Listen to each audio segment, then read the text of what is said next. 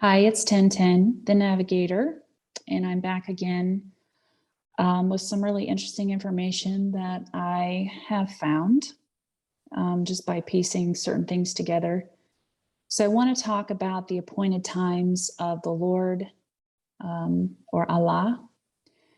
So the appointed times of the Lord or Allah,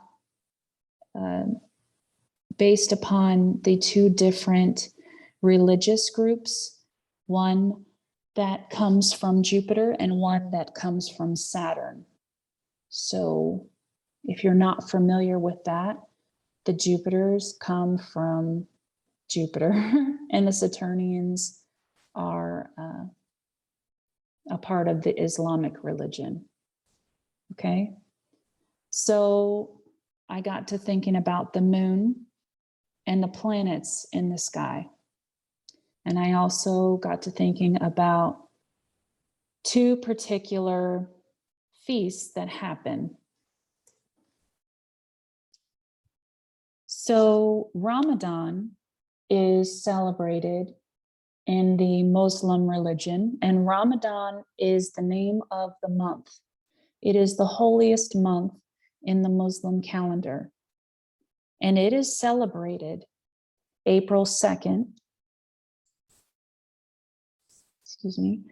April 2nd, 2022 to Sunday, May the 1st, 2022. So this year, it will start on Saturday, which is Saturn Day, if you're not familiar with that. So this might be a very pivotal and substantial Ramadan or April, probably for the whole world. And then it got me to thinking, well, when does Saturn appear in the sky? So Saturn will appear in early April, and then Saturn starts to appear in the east just before dawn. So over in the east, they will see Saturn. Now, Ramadan happens when there is a crescent moon. And many of you are familiar with the symbolism of their flag or of their religion. It is a crescent moon and a star. The crescent moon shows these particular people groups that their planet will be in the sky, visible to them. It is a marker.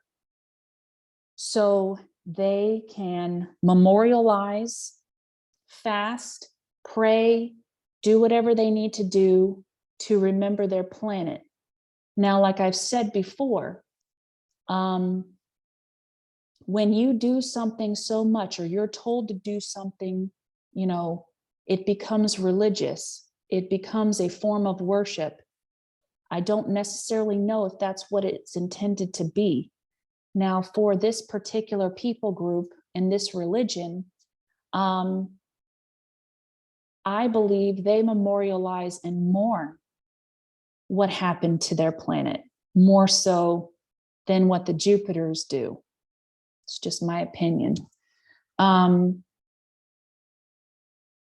There is a holy war that takes place between these two people groups, these two types of extraterrestrials, one from Saturn and one from Jupiter. They are opposing forces to one another, and they are in the Middle East together. And we call it holy wars, which means one thinks that their DNA is more holy and acceptable than the other. Now, one of these religions is a lot more inclusive and takes on converts than the other one does. So I won't get any further into that. Again, I know this is a really touchy topic. So this is just a hypothesis, everyone. And I in no means intend to offend anyone. It's easy to offend everyone now. So this video is just to show you that there are correlations between these particular people groups that live here on our planet, their religion, and these planets that they come from. All right. So then I looked up Passover, and Passover happens Friday, April the 15th to Saturday, April the 23rd. Now, when can we see Jupiter in the sky? Well, guess what? Late April, we will see Jupiter, and it will appear in the east just before dawn. Now, Passover is the Jupiter's holiday. It's a major holiday for them, and it celebrates the exodus of the Israelites from slavery in Egypt. All right. So in this particular instance, they also can see their planet during this time that will most likely pass over them during this time as well. And you follow my channel, you know that Egypt was a place here on this planet, a civilization, a massive civilization, that has been obliterated, destroyed. The remains of it are to be seen through pyramids and sphinxes and obelisks. We find that imagery everywhere, hieroglyphs and what have you, the fingerprints of what's left of it after the Jupiters left. That empire was not the same. And we can talk about other empires that were not the same. The Roman Empire, the Greek Empire, the Assyrian, the Babylonian, the Germany Empire, and you can call it an empire because it was. And now we're looking at the Russian Empire as well. So hopefully that doesn't happen to them, and history doesn't repeat itself for any of these other countries that we have here on this planet, or our planet as a whole. Now, let me get off of that topic. So we could see that there's a correlation to this particular holiday, to their planet passing over and showing up in the east, and it directly correlates with the dates that this feast is going to take place. Now, this is a celebration. Ramadan is not a celebration. Passover is. Okay, so I went to Cambridge, and here are some dates, and you can see when Saturn or Jupiter is in the sky. And most likely, I didn't try this yet because this is a little bit too overwhelming for me anyway. Most likely can correlate a lot of the feasts or festivals, celebrations, times of mourning, pilgrimages, whatever, to these two particular religions, and when these planets appear in the sky.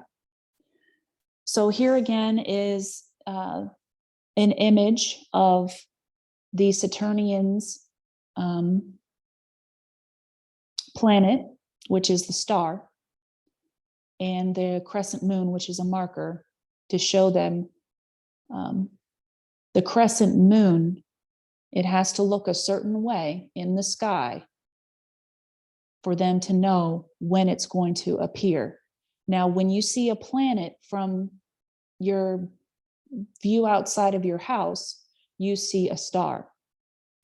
So this is how they portray their planet in their symbology as a star. And the same thing with the Jupiters. They do that as well with the Star of David. All right, here's just another, this is a symbol, some of the decor that they put up during their celebration of Ramadan. And the one thing that is very admirable about these two particular people groups is that they are very dedicated to their way of life. They're very much dedicated to it. And that is something to be admired. Okay, so then I got on to the way of life when it comes to Islam. Now, these, in my opinion, are 5 great pillars to have as your foundation for your faith. So the first is the declaration of faith, prayer, almsgiving, fasting, and the pilgrimage. So I was like, how can I tie this back to their planet? So I did a little bit of research on Saturn, and there are 5 major ring components. So the ring system of Saturn is divided into 5 major components: the G, F, A, B, and C rings, which are listed from outside to inside. Now, if you look it up, it'll say there are 8 rings or 9 rings, but there are 5 major components. And I thought that was fascinating. So here, I want to show you that the same thing that affected the Jupiter's planet affected the Saturn's planet, and vice versa. They both have a storm on their planets, possibly from some type of war, possibly from some type of devastation that took place from another species, it could have been the Jupiters did it to the Saturnians, and the Anunnaki did it to the Jupiter's planet. That I'm really not certain of, but these 2 particular extraterrestrial groups had to leave their planets and come to our planet because their planets were no longer habitable. So here you can see Saturn's hexagon. Now it says in motion, but this is just a picture. And the direction that it goes. And you can also reference back to the Kaaba, which is what the Saturnians walk around. And that is also the black box of Saturn. And it's just kind of another way, a memorialization of what happened to their planet. They don't worship it, they mourn over it. So here's a picture of the Dome of the Rock, which is Saturn with rings around it. Also, the storm on Saturn. So they are memorializing their planet and what happened to it via their architecture, via their symbolism. We just have to pay close attention to what they're showing us and what it's representing. Now, it is possible that this particular extraterrestrial species has lost complete and total understanding of what happened to their planet. And that can happen definitely when the situation that you go through becomes a religious experience, as opposed to we're remembering and we're memorializing. And I think you can understand what I'm saying. If we came from the planet Earth and we ended up on Saturn, we would probably, what would look like to other people be bringing a religion, but in fact, we're just trying to remember our way of life, what happened to us on our planet, so that we never forget. But during that process, we forget, and it becomes worship-like, and it becomes religious, and no longer becomes a remembrance or a memorial. So here is the Dome of the Rock again. It is a beautiful structure, but it shows that, their planet is Saturn. I don't know how else to make it any more clear. And I'm not saying they worship Saturn. I know there's a lot of information out there that says that they do that. No, I don't believe they worship Saturn. I truly believe they memorialize Saturn. Now, there are certain things that they do worship. It's God, in essence, whatever that means to them.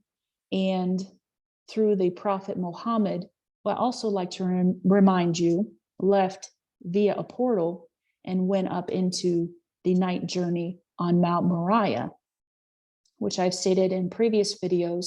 Mount Moriah is where the Dome of the Rock is, as well as the temple that was built by the Jupiters was a portal. So we can see evidence of that as well.